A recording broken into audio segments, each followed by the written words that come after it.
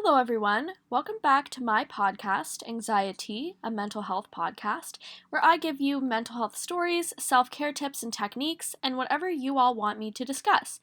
As a reminder and disclaimer that I am not a mental health professional, just a mental health advocate getting through life one day at a time. Here is also the warning that there may be sensitive topics discussed within this podcast, so feel free to leave if this does not sound like the podcast for you. So, without further ado, welcome to episode 9. Let's grab our tea, take a sip in of some self love, and exhale the stresses of life.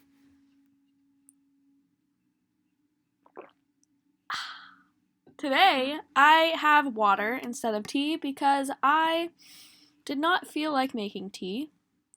But today, I have a special guest with me, my fiance, Chris, and he is going to be talking to you today about how to help a loved one with anxiety. So, Chris, question 1. When I am having a panic attack, what do you do?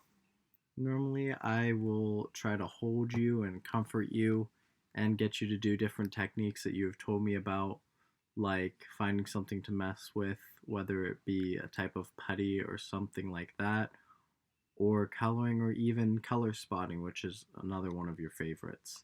Or I'll go to using calming speech, like in videos where I try to keep you focused on a certain sound and breathing through it, almost like a meditation. Yes, so for those that are a little bit unfamiliar with those videos where there is calm speech, if you've ever listened to guided meditations, it's something like that. And that's a great tool for those that struggle with anxiety. So, question number 2, how can you tell when I am having a panic attack? Normally, you are crying, worried, shaken, distant from what's going on, constantly switching subjects about something you're worried about, kind of like tuning a radio.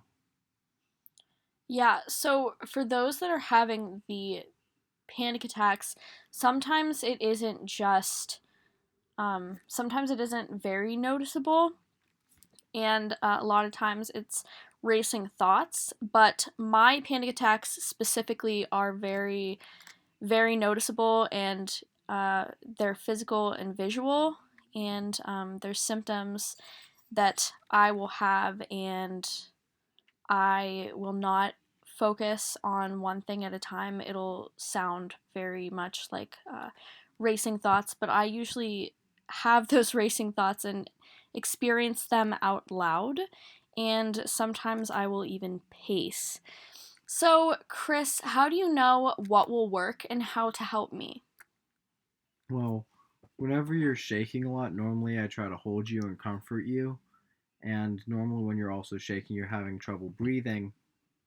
And that's when I'll use the type of guided meditation or color spotting to make you focus on something else. Or if it's a more minor one, I'll reassure you that things that are okay and that you don't have to worry about things while we do something productive like coloring or something fun that we enjoy doing together.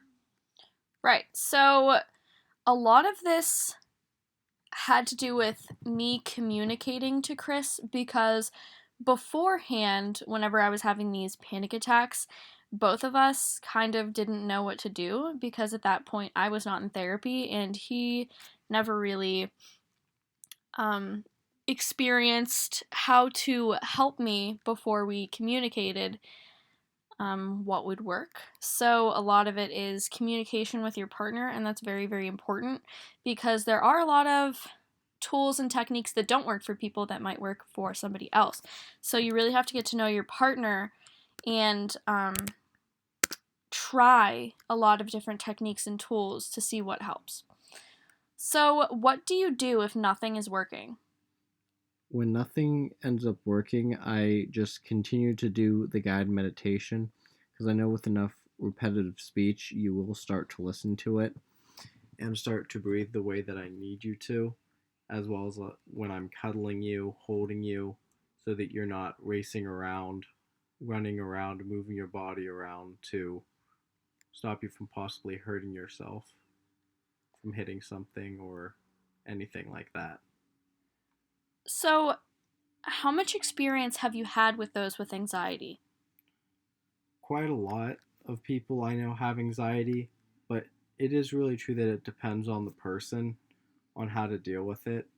And until I met you, I didn't really know how to deal with people who had different things going on.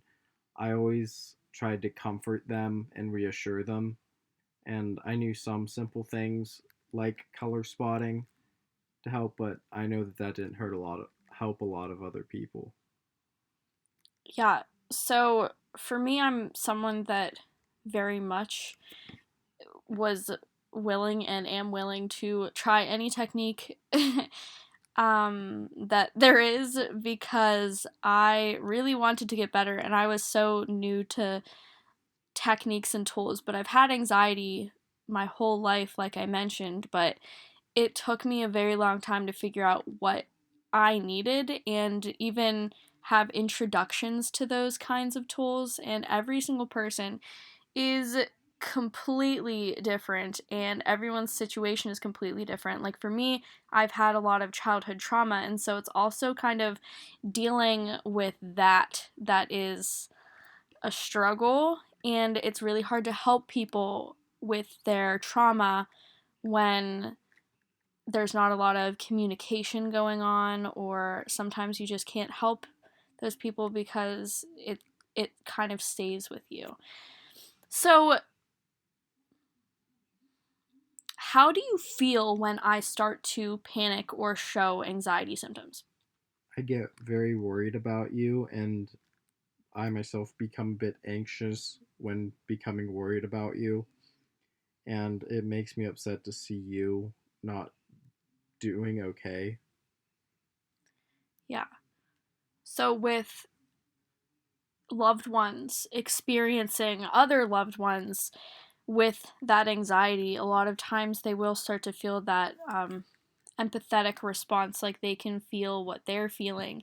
And it's also kind of hard to deal with that as well if you are unsure of how to deal with that person having that kind of anxiety and dealing with that kind of traumatic experience and concern.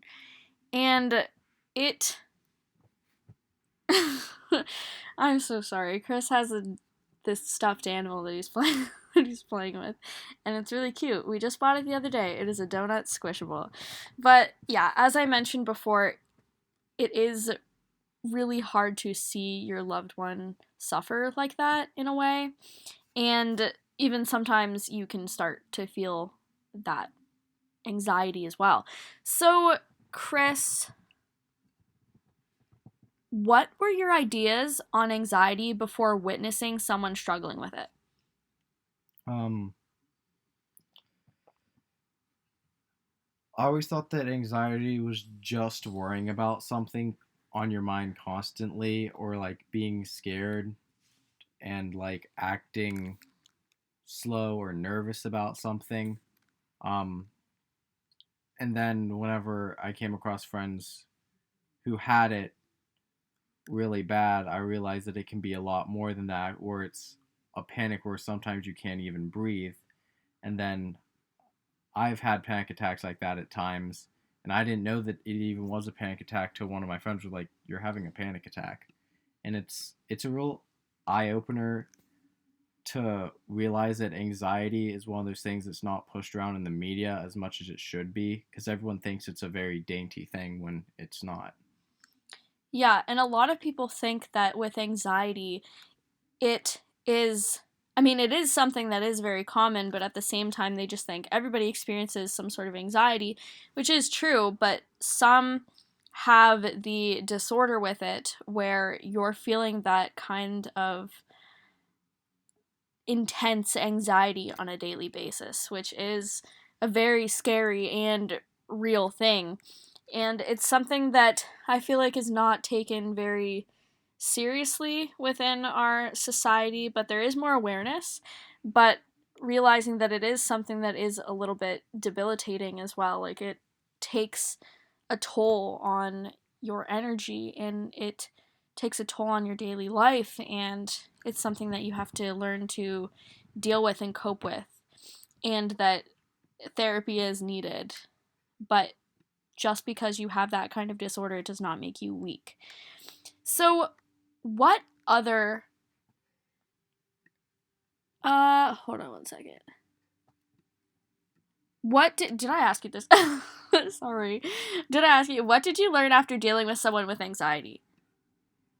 I learned that it's always different for different people. I had friends who dealt with it best when exercising or doing art. That was a real big one with a lot of my friends going to an art school. They'd focus intensely on their art, or they'd sit down and they'll talk with someone for hours till it calms them, just talking about random stuff that had nothing to do with what they were anxious about.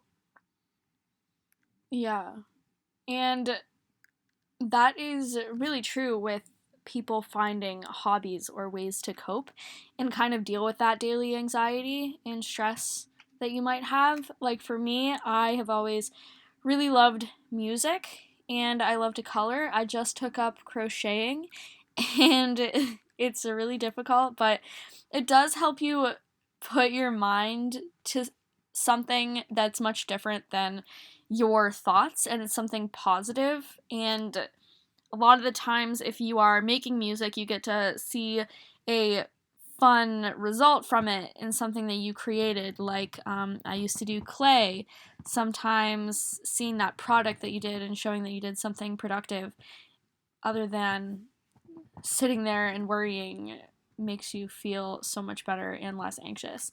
So, what other disorders have you witnessed, and how did you help them?